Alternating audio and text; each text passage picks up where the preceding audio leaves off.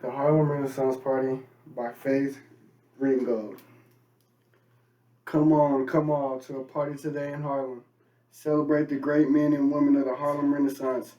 Everyone, everywhere is invited. It all began with a great big message written across the sky. Oh, can we go, Uncle Bates? I pleaded. Now, who can't resist a party invitation written across the sky, said Uncle Bates. Come on, Lonnie, we have a plane to catch. People from all over the world were rushing to get tickets to Harlem. Will my favorite poet, Langston Hughes, be there? Now, it wouldn't be a party, Lonnie, without Langston, said Uncle Bates.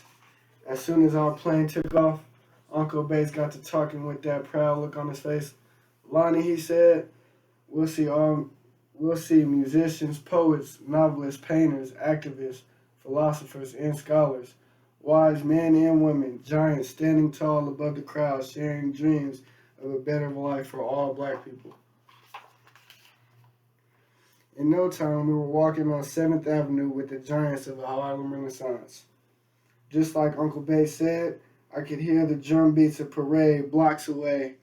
Uncle Bates, I cried. I know, Lonnie, he said, a parade is coming, but let's eat breakfast first. Wells Restaurant has the best fried chicken and waffles this side of Haven. We're meeting my friend Jack here. Hi, Jack, called Uncle Bates. Meet my nephew, Lonnie. Tell him how it feels to be Jack Johnson, the first black heavyweight boxing champion of the world. It feels great, Lonnie, great as eating fried chicken and waffles smothered with hot butter syrup. Dig in. After we eat, we'll look for Langston, your favorite poet. Breakfast was so good. While we ate and met all types of people, and giants too, came by to say hello to the champ and to meet Uncle Bates. And me, being the champ, made me feel like I was a champ too. We stopped outside just in time to catch the Marcus Garvey parade. The great leader looked like an African king, all dressed in purple with gold tassels, braids on his jacket. Everyone was cheering wildly and waving Garvey flags. But when Marcus Garvey began to speak, you could hear a pin drop. I stand before you a proud black man, honored to be a black man who would be nothing else in God's creation but a black man. I want you to feel the same way. The crowd roared and the celebration was on. Uncle Bates said W.E.B. Du Bois at the Crisis magazine will know where we can find Langston. There's not much Dr. Du Bois doesn't know, said Jack. He was the first black person to get a doctorate from Harvard, and he was a founder of the NAACP. If brains could box, he'd be a champ. Jack danced around, throwing a few punches in the air. W.E.B., said Jack, my friend Lonnie wants to be a writer like you in Langston. I want to be creative, like the writers and artists during the Harlem Renaissance, I said. Yes, said Dr. Du Bois. We black folk had a new desire to create, as though we had awakened from a deep, deep, deep slap. Is that why we call this the Harlem Renaissance, I asked? That is exactly, Dr. W. Du Bois said. Now go find Langston.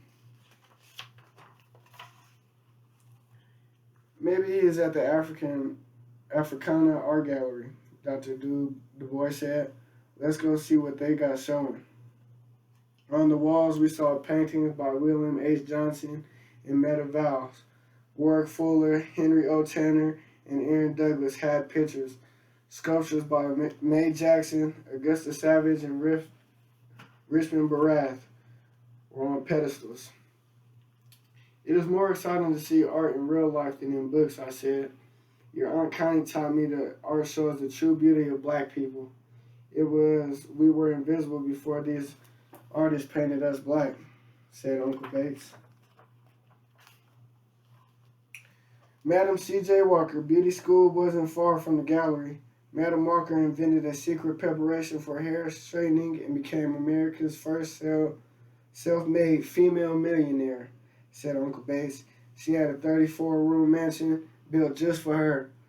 In a beautiful apartment in Harlem, she gave lots of money to black colleges and worthy causes.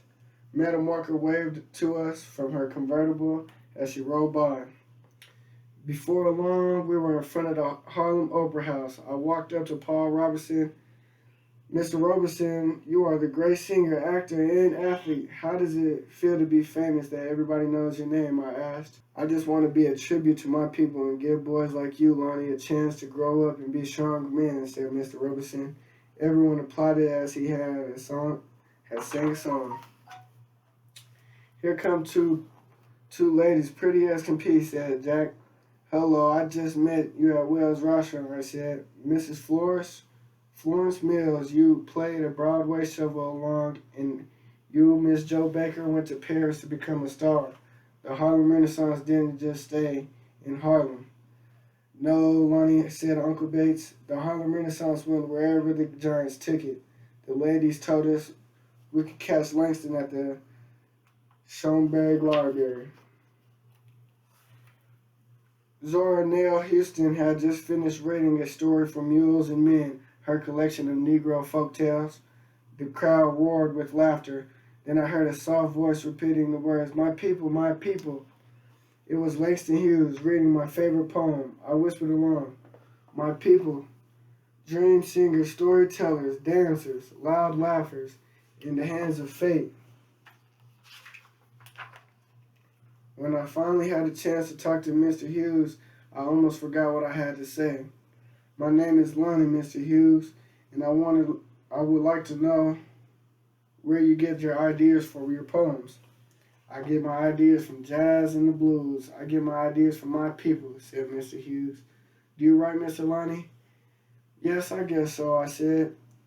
"Then you are a writer," said Mr. Hughes. I went away feeling like a giant. Carter G. Woodson and Alien Locke were in the audience too. "Mr. Woodson," I said, "you started Negro History Week, and now it is a Black History Month. I would like to thank you for that." "You are quite welcome, Lonnie," said Mr. Woodson. "And Mr. Locke, you collect beautiful African masks. I have only seen them in books.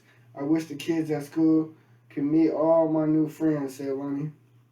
"I can't wait to tell Aunt Connie how proud you had made me today," said Uncle Bates. "You are the littlest John in the Harlem Renaissance." On the street, people were rushing into the Savoy Ballroom. "Come on, you all. I feel like dancing. Let's show Lonnie how to cut a rug," said Uncle Bates. A man in tattered clothes said, "Not everybody dressed up, but everybody is welcome, just as long as they can dance." Someone said, "Say that again, man," and everybody hummed, "Uh-huh." Miss Mills and Miss Baker were the first ones on the dance floor. "Come on, little Lonnie, let us grown folks show you how to do the Charleston and Foxtrot." The party was really getting hot. Fletcher Henderson's band was playing Tuxedo Junction, Louis Sachamo Armstrong was on the trumpet, and Coleman Hawkins was playing the saxophone. All the giants were dancing up a storm. We danced till I got sleepy. "Time to go home," Lonnie said Uncle Bates. "Can we do this again?" I asked. "Lonnie, a party like this only happens once in a lifetime, but you will always remember meeting the giants," said Uncle Bates. I hugged all my new friends. "Keep dancing," they said. Langston Hughes, "Don't ever forget you're a writer, Mr. Lonnie." We headed home, but the party was still strong in Harlem. Uncle Bates, "Now I know the Harlem Renaissance is important." "Why, Lonnie?" "Because black people didn't come to America to be free. We fought for our freedom by creating art, music, literature, and dance. Now everywhere you look, you find a piece of our freedom," Uncle Bates said. "Like Marcus Garvey, I am so proud to be black. One day I'll be a famous writer just like Langston Hughes." "You'll see, Uncle Bates," I said. I learned from the giants of the Harlem Renaissance. That night I had a dream that I was still at the Harlem Renaissance party, only I was famous writer at my very own poetry reading. Langston Hughes and all the artists and writers were there. Elaine Nalaki brought an African mask. Aunt Connie and Uncle Bates were there with Jack Johnson. I was the proudest little giant of the Harlem Renaissance. And that's the end of the book. So for those who don't know what the Harlem Renaissance is, this is a time period from the early 1920s to the mid 1930s in which you see a huge migration of African Americans and black people moving to Harlem and it becoming a place where very many stars you see, as it named in the book, you see Mae Jackson, a sculptor born in 1877, studied there.